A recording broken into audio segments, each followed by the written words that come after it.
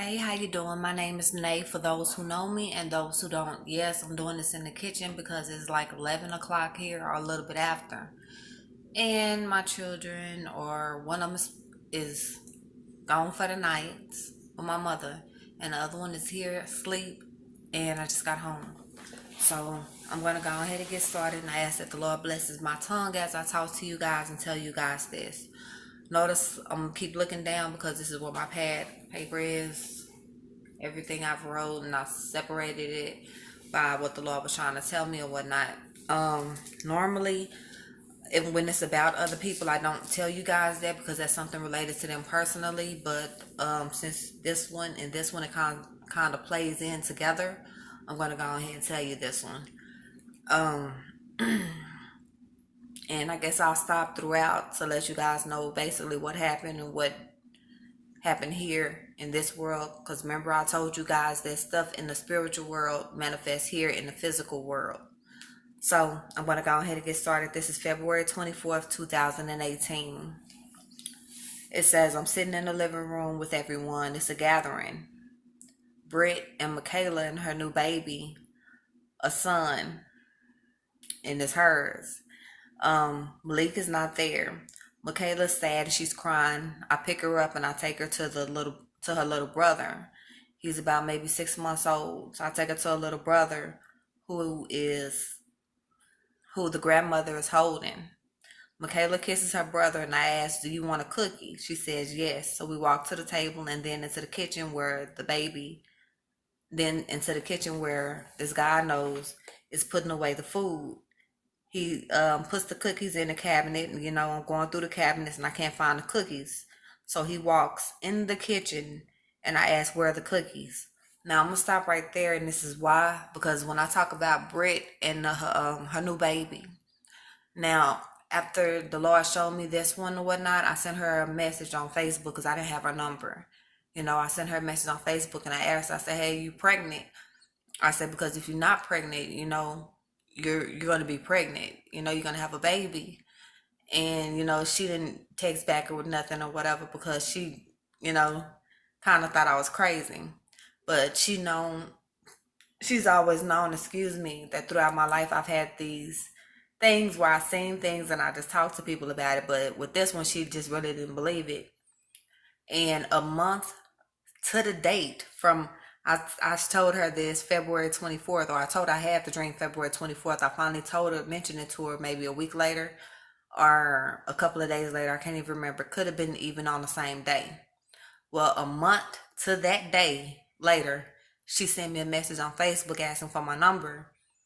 And I didn't reply back to her because, my life is, the Lord had me going all type of places, doing all type of things. But when I finally sent her the message back in reply, she told me, she said, girl, I just found out I was pregnant. How did you know? And I told her, I said, well, God showed me that you was pregnant as a little boy. So you know how I tell you guys that God speaks to me in riddles. So I guess God was just saying the baby, But come to find out, she ended up having a little girl. She just had the little girl maybe day before yesterday or yesterday. They sent me a picture of the baby. But she just had the baby and ended up being a little girl. And I told her to guard that little girl, and the little girl's going to be with her mom mostly. So, yeah. So that's how that played out. God was letting me know that Britt was pregnant and she was going to have a baby. And I seen a little boy, but it ended up being a little girl. So, God works wonders. All right, so I'm going to keep going. So it says, now I'm downstairs in the basement kitchen. And the guy walks in and I say, I'm looking for the cookies. He goes to the fridge, opens it up and says, I know it's not plugged.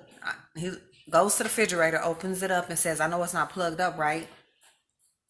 Then he pushes the fridge into where it goes because it was part ways out of its little slot. So he pushes the refrigerator into where it goes. And okay. He pushes the refrigerator into where it goes. I feel the cold. So I close the refrigerator door. I ask him about the cookies again because Michaela, she's still wanting her cookies, But now she doesn't look like she's 6 years old anymore. She looks like she's about 12. So I guess the Lord is saying she was growing up fast. And I guess that's really what it is, because now she got no baby, a little brother, or I'm sorry, a little sister. So the grandmother calls for Michaela. So I push the guy. So I rush the guy for the cookies. He leaves the kitchen and goes to the left of the wall. There, there are shelves with snacks on them. So he goes and get the cookies, gives them to Michaela, and then he starts cursing. I give her the cookies, and then I take her upstairs to her grandmother, who is now here. So I apologize for him cussing as she leaves. So the Lord is basically saying this guy is cursing. And I hope if you read your Bible, it's basically when you curse and you say bad things, you're basically cursing someone. So I want you guys to understand that. So yeah, that's what the Lord was saying. Okay, so now he walks into a room and I follow him into that room. I see immediately to my left a metal refrigerator. The front door is glass, and I can see through it. I see food. So I walk to the body size metal container. There's chickens inside. They look like they are for refrigeration. So I see him plug something in, and then he smiles at me as if he's doing something right. So I say to him, I don't think you should be messing with this. Or no, I'm sorry. I say to him, I don't think you should do this. He does not listen. He thinks this place is a refrigerator. He thinks this place is a freezer and can be used for food. So I stop and I look around. There's many body size coolers. All are metal, but they look as if they're made for human bodies. Real bodies. So I look around and I see many more. There's beds now on both sides of the room. Both sides, on my left and on my right.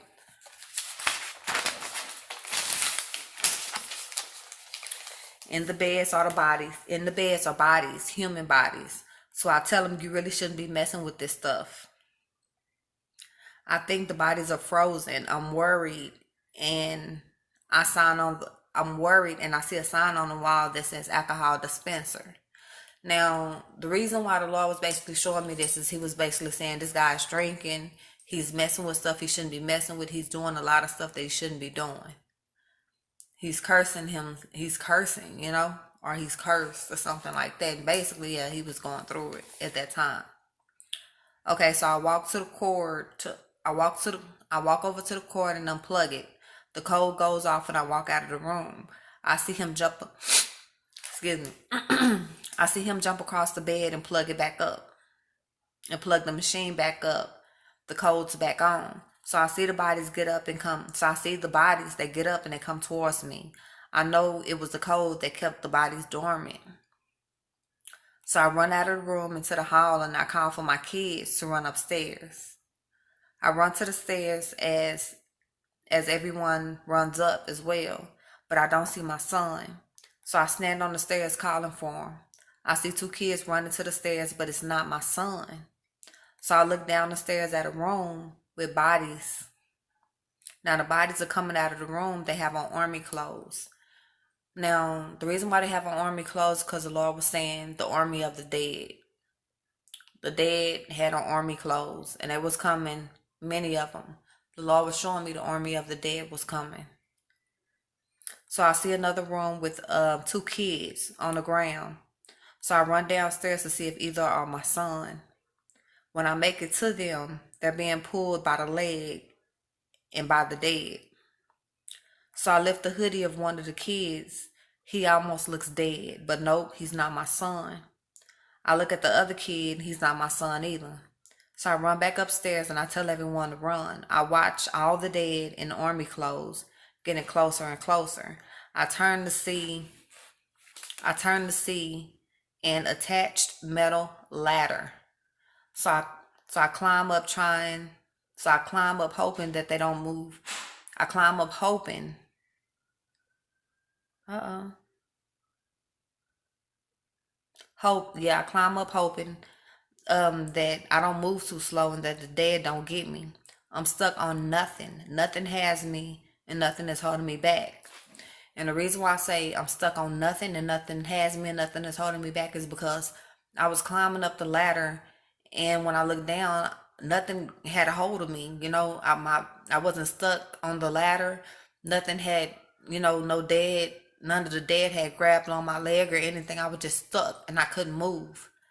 So nothing had me and nothing was holding me back. At this time, I hope that these dead people can't climb.